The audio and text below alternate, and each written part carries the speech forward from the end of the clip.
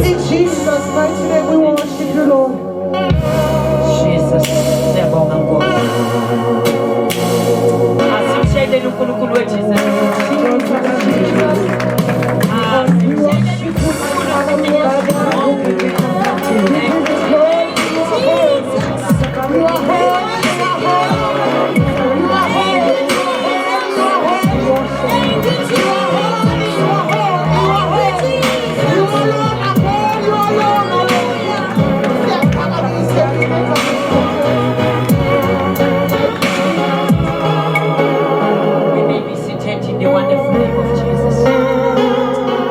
Jesus.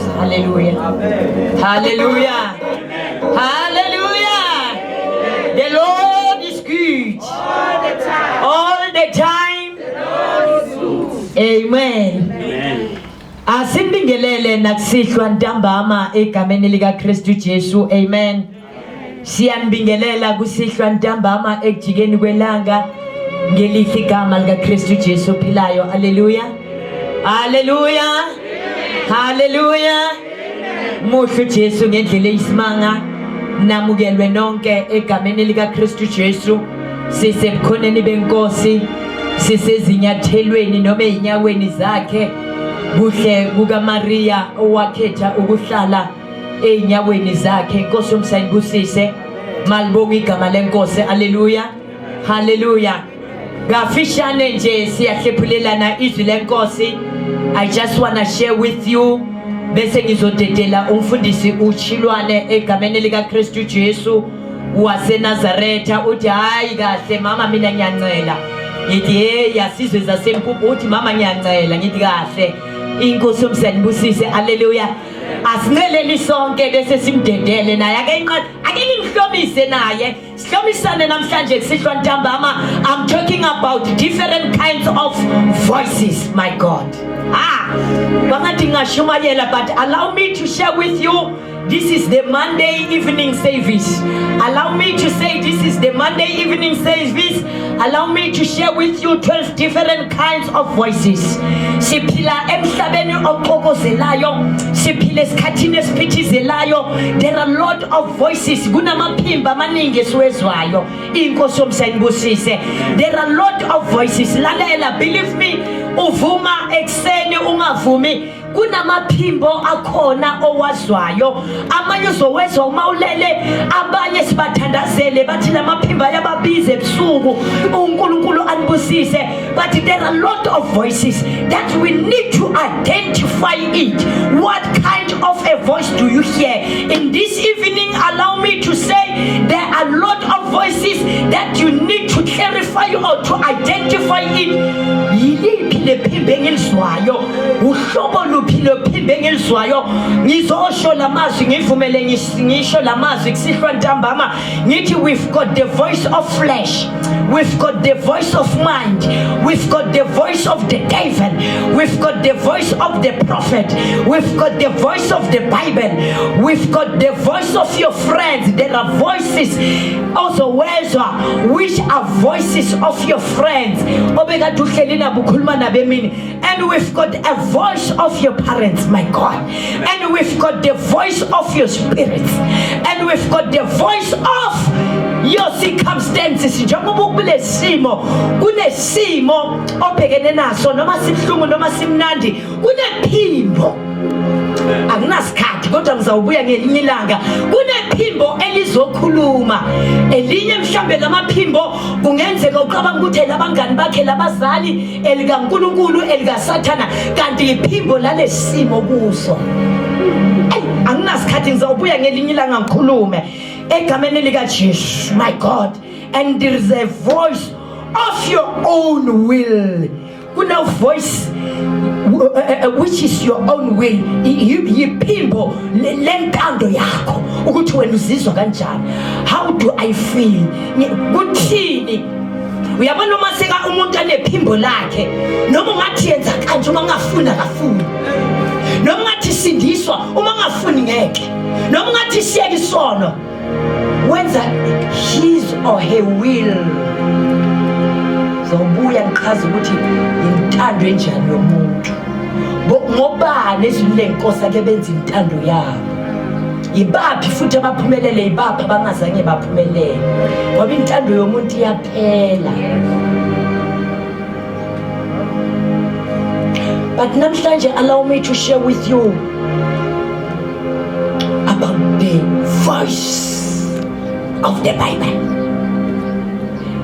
Yes, the voice of the Bible. Ngoba maphimbo, the voice of the prophets are not there. Bantu bebabheka abaprofeti abekho. Ngoba udependa kubaprofeti abekho.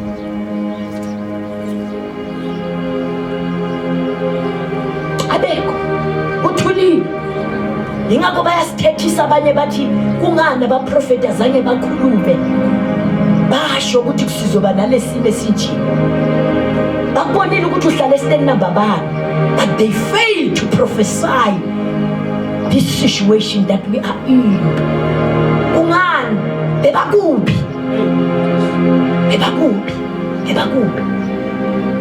But we thank God ukuthi we've got the prophet and the prophetess of God in this ministry. Abasitshelile ukuthi singesabi.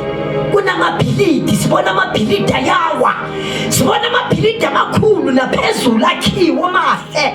Umhlaba wonke jikelele amabhilidi akhiwa amahle ayawa. Kunemigodi yavuleka, amabhilidi angena emigodini.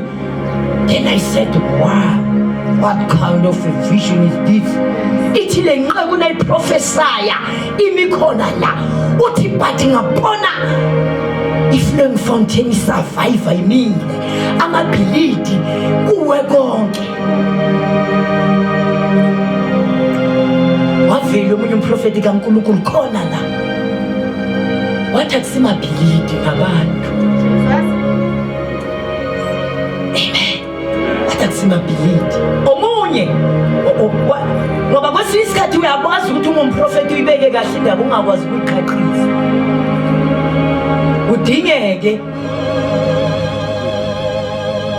uthi uMoses ungakwazi ukukhuluma kahle ngoba kwesinye isikhathi siyaba nawo amaningi bese kudingeke o-Aaron bafike baqaqise kahle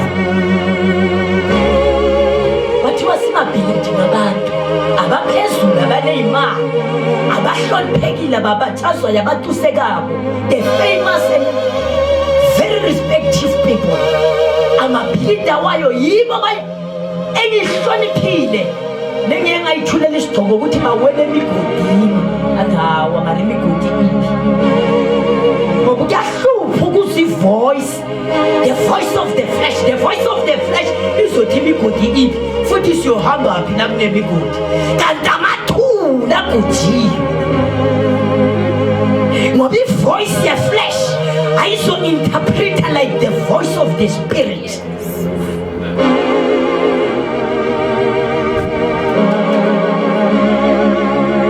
My God, there are a lot of voices.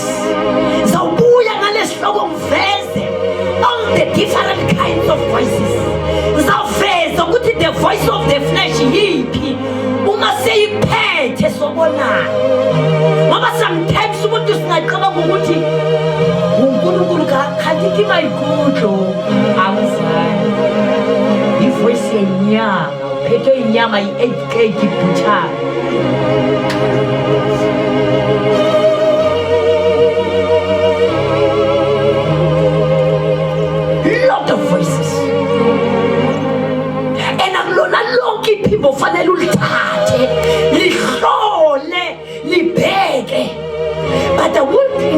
encourage the church this evening. If we need a voice, nothing else that we're gonna need beside the voice of the Bible. The voice of the Bible, it is God Himself. It is the Word of God.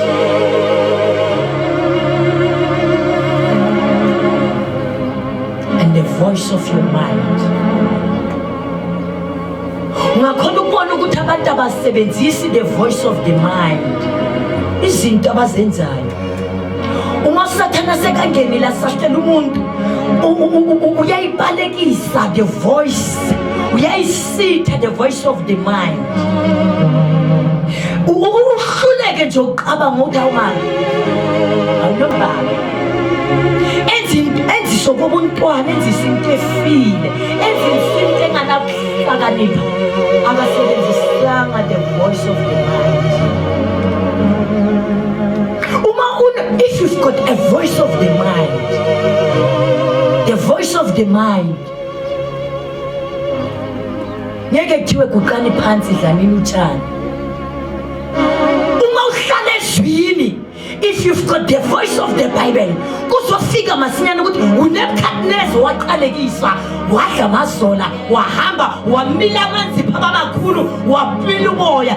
You've got the voice of the Bible. You don't have the voice of the flesh. And the voice of the mind and the voice of the Bible, when it combines together, it is so powerful. Usebenzise nengqondo yakho, the voice of the mind. Hawo mara ngeke sambe basambise phansi. Njengeyilwane, thina sihambe njengeyilwane, sidlutshane njengeyilwane. That's the voice of the mind. And the voice of the Bible, uzolo recall masinyana. You will remind ukuthi uNebukadnezar wenziwe isilwane. Ngoba uhlala ezini, you've got the voice of the Bible. Can I see your hands? I feel like preaching and I will not. My God. I feel like revealing deeper things. Yisikhathi lesibadla lenkosi. Ungalaleli noma yiliphi iphimbo. Ungathathi ngisho even iphimbo labangani bakho. Baningi abadukile. Bathi nabazoshada, wathi ngizobuza, I've got a prayer partner. Ngizobuza my prayer partner. Walelela the prayer partner kakhulu. Udlula the voice of the Bible and the voice of the Spirit and the voice of her, of his mind. Ngoba you've got the voice of your mind. Yes. Balalela kakhulu ma prayer partner wabo. Balalela kakhulu abaprofeti. Bathi umprofeti, you'll be blessed with a baby boy. Wakhulela umama wabeletha intombazanyana. One baba wathi ngimlanda esibhedlela. The prophet said, will be blessed with a baby boy. They become so discouraged. Why? They didn't listen to the voice of the Bible. Elithi maye umntwana uyisibusiso uyisipho esivela kuJehova, noma intombazana uyisipho, noma umfana uyisipho. The voice of the Bible, it says uyisipho. It is the gift that comes from the Lord. Walalela ama voice waba prophet kakhulu bam discourage. Many people ba discourage about prophet. They didn't listen to the voice of the Bible. They didn't listen to the voice of God. They didn't ever listen to the voice of the Bible. They choose to listen to the voice of the prophet. But I will encourage you, listen to the voice of your mind and together with the voice of the Bible.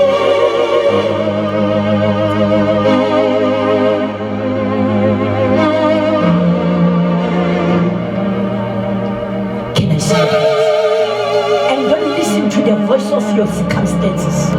Baningi abantu abasibulele badubula, afika umuntu adubule nabantwana. Alaleli voice ethi dubula labantu.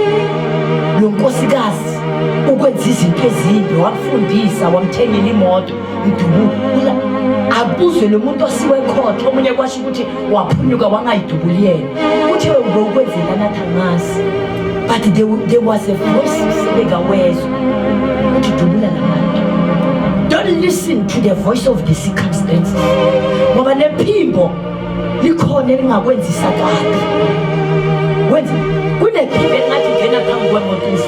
Kunephimbo elingathi phuzi poison. Kunephimbo elingathi badlula ungababingeleli. Bona labo ungabadlula ungababingeleli uzobathi. Ungalalela isimo, ungalalela amaphinjana avela kuSathane ngokuya ngabo leso simo phikisana nalowo maphimbo. But listen to the voice of God, which is the voice of the Bible. And don't ever listen to the voice of your friends. We listen more to the voice of our friends, to the voice of our colleagues.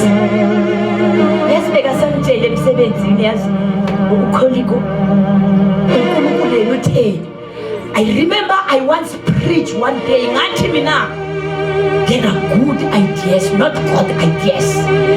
We don't no longer need good ideas. Yes, are good ideas. But if we can combine it with the God ideas, then we're gonna win. Siyamangala kungani singanqobi singahluli. Ngoba silalela ama-good idea. Nahle it is a good idea uku-advise. But inkosi ekwazi ethi ngikwazile usesibelethweni sikamame ungakazana ngikwazile ngazi uphuma kwakho ngazi ungena kwakho ngazana yona ithini inkosi. Athi nakakhuluma uJeremiya athi ngamaqheba amahle. The plans whom I have about your life is not to harm you, but to give you future and a prosper. Kwasho ukuthi ulalela kakhulu amacebo wabantu namaphimbo wabantu.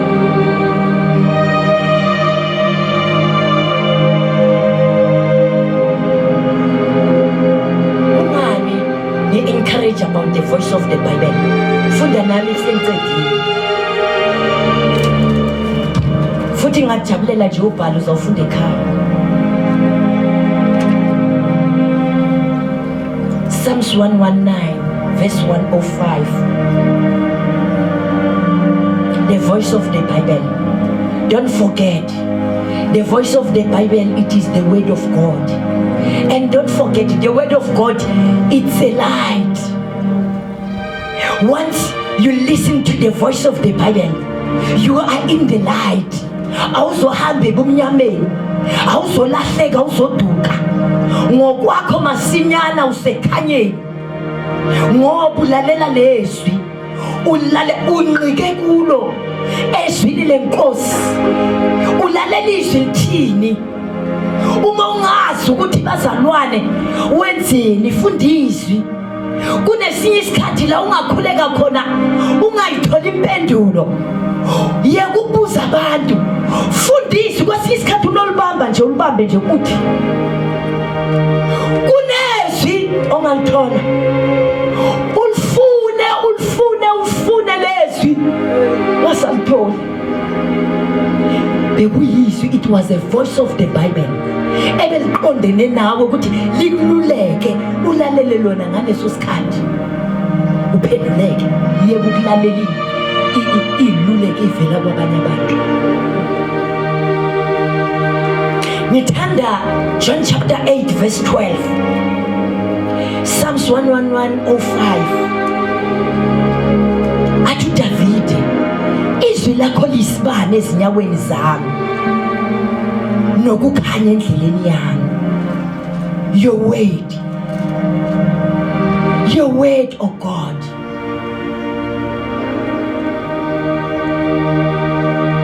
It is the lamp and the light for us.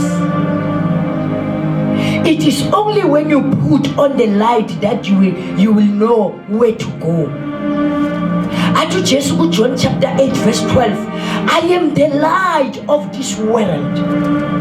He that followed me shall not walk in darkness. Ngamanye amagama uma uhamba ngezwi, uma uhamba ngevoice kaNkulunkulu eyizwi, angeke uhambe bumnyama, ngeke wena uke uduke. Siduka kanje, silahleka kanje singena emigodini. Siyongena khona nala kungangenwa khona siyokwenza nezinto ezingenziwa yingoba asilalelanga the voice of the Bible, which is the voice of God.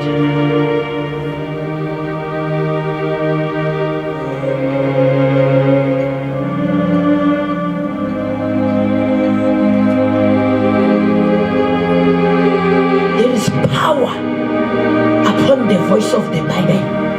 Kahle kahle izwi lingumprofeti. Kahle kahle sinayo omunye umprofeti omkhulu. Kahle kahle asinasidingo sokuthi siphakamise abantu. Sithi the prophet of God or the prophetess of God is in the house. The dynamic and the powerful one. The prophet that is above all the prophets. It is this one. That we need to follow this prophet. We should follow this prophet. Prophet omkhulu izwi lenkosi likwazi ukuhlola konke, likwazi ukutshela ngekusasa lakho. Uyumprofet omkhulu.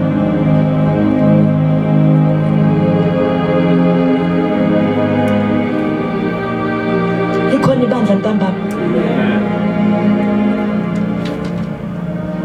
ohamba ngalezwi ngeke aduke.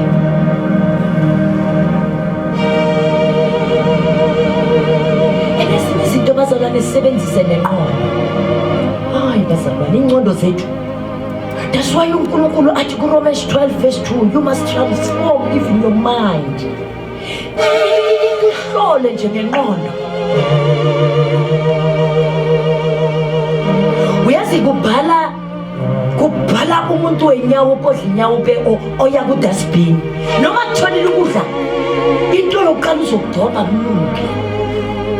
Sebenza kahle ingqondo yakho. Uma kungasadleki uzokuyeka. Wabona sela kudla kunuka, kusho ukuthi usahlelwe kunemimoya emsahlele. But yena engqondweni ukahlele umuntu. Uma kahle uzokuyeka. Wabona kudla kusho ukuthi unenkinga. Loyakeka hlupha udinga nje simkhulekele. Use even the voice of your mind. Sebenzisa ingqondo yakho. Atu apostle, mayiguqu, you must renew even your mind. Mayiguqu ibentsha. Mayiguqu ibentsha ingqondo yakho. Kunensuku ziningi izinto esizokwenziwa. Azovulwa amabandla, uzawubona abantu abanganeyingqondo. Uzawubona nomuntu omthemba ikhola lakudala yokwenza into efile enganangqondo. Engadingi umoya kaNkulunkulu but idinge nje ingqondo. So uhluleka ukusebenzisa ingqondo. The voice of your own mind, the voice of the spirit, even the voice of the ukawuhlola ukuthi lento nabayenza kule bandla sengibalandela ngathanda ngigijima emva kangaka emva kwabo. Ivoice kaNkulunkulu ithini ngalabantu? Ingqondo yakho nje wedwa nje uyisebenzise nje.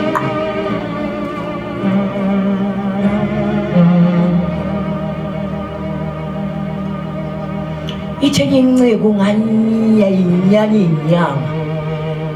Uthi nyayinyanya. La ngayinyanya khona nangizosindiswa. Yayazi le nciko mama uMamjeli. Uthi nyayinyanya kwathi nakugula unkosikazi wami. Ugula unkosikazi wami nami mara bathi mkhulu. Engasindiswa ngalenciko. Isebenzisa ingqondo. Uyazi ukuthi uNkulunkulu usiphile nje ingqondo bazalwane. Umazi uNkulunkulu ungamazi ukuthi uyisebenzise ingqondo yakho. So thina sinengqondo uNkulunkulu asiphe yona. Uthi ngaqala lapho ngabaleka. Ngathi senze njani inkosikazi senzeni? Angisayifuni aguli mina gula wena sikhumuliswe lana sonke. Washo ukuthi udade wabo kaNkosikazi usindisiwe. Wathi ngingajabulela ukuthi abantwana bakaNkulunkulu beze la. Wathi ngendlela ngisaba ngako ngingasafuni ngako sengiyazi uzibuza ukuthi sengiyokwenziwani, ingqondo yami ithukile ukuthi what's the next, sesiyokwenziwani, sesiyokwenziwani. Lo muntu ingqondo yakhe yasebenza. Wathi udadewabo kalo mama wathi bakhona abantwana bakaNkulunkulu bangafika ekhaya lakho bathandaza. It was afternoon like this time. Siphume enkonzweni sahamba sayabuyela ekhaya. Samthola umama avuvuke ngendlela emangalisayo, izandla yonke into ubuso ovuvukile. Sathandaza ngike ngizibuze ngithi le magic yayibuyaphi. Ngoba injection yayingekho eyadrinulula lamanzi. Lo mputuputu wokuvuvuka kwamanzi okwakusemzimbeni kwaphelelaphi. Bathi ifikile umjovo wasekhaya ezulwini.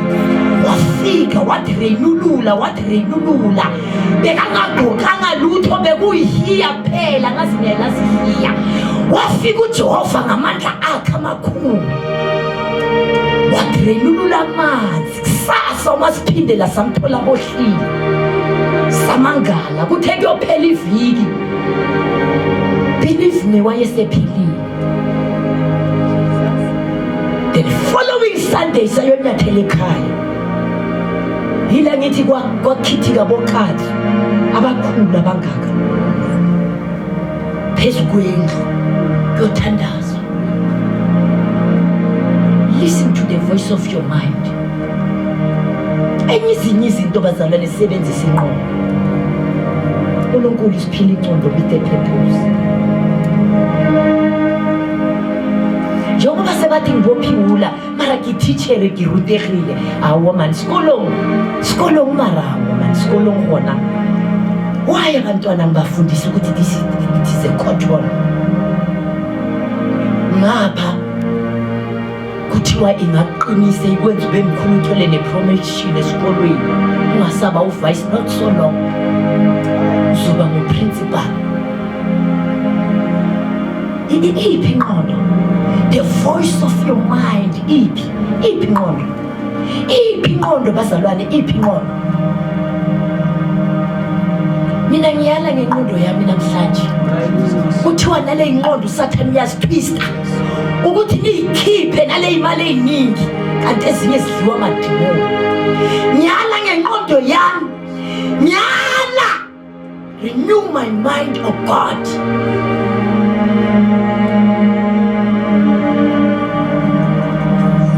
And open the voice of the Bible. Ngoba ikhanda ufuna ukhuleka.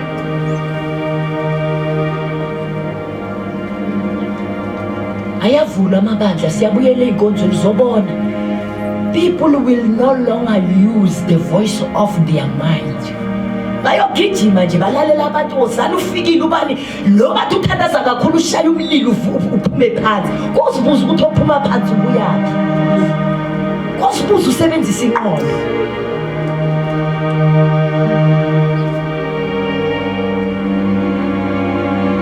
Athi bagijima abantwana bakaNkulunkulu.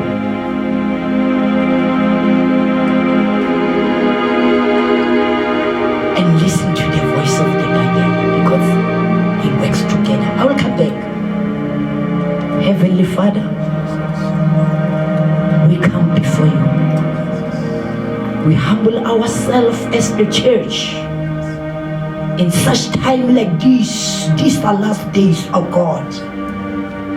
Help us to identify the right voice of God that comes from you. We want to listen to your voice, Father, which is the word of God. Silekelele Nkosi siqonde izwi lakho. Soliqonda umahleli kulo izwi. Iphimbo lezwi lakho siyoliqonda uma sihleli ezwini leNkosi.